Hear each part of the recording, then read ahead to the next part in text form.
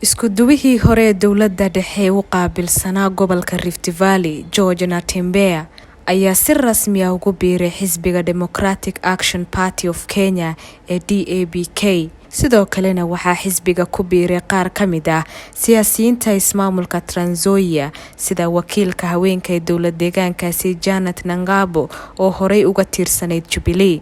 Mr. Natembeya oo doonaya in uu u tartamo xilka barasabka ismaamulka Trans Nzoia ayaa shaqadii uu dowladda dhexe u hayay muddo 26 sano ah iska casilay 12 bishan.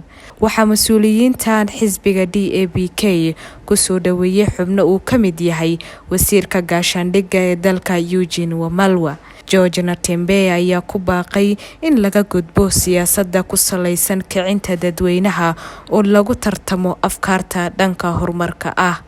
So tukaunda chama cha DAP. Kama founding member wa DAP mimi niko ndani kabisa.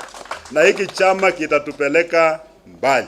Sisi tumesema kwamba siasa ya matusi hakuna, itakuwa siasa ya nini? Ya hygiene. Nilikuwa naambia wenzangu kule walikuwa nasema Anatembea akitoa uniform. Tutafinya yeye. Atajua hajui. Tutapiga Anatembea kabisa.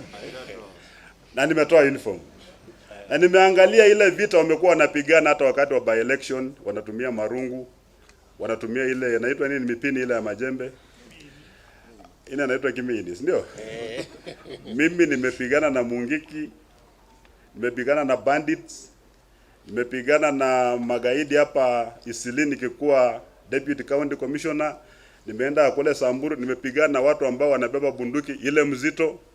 Juzi nisema kwamba kuna majangili hapa huko na bunduki nyingine ambayo sisi polisi hawana, wengine wakasema Anatembea anaongea ajui, baadaye tukawashika wako na M16 ilipatikana huko, walikuwa wanakataa ile mzito.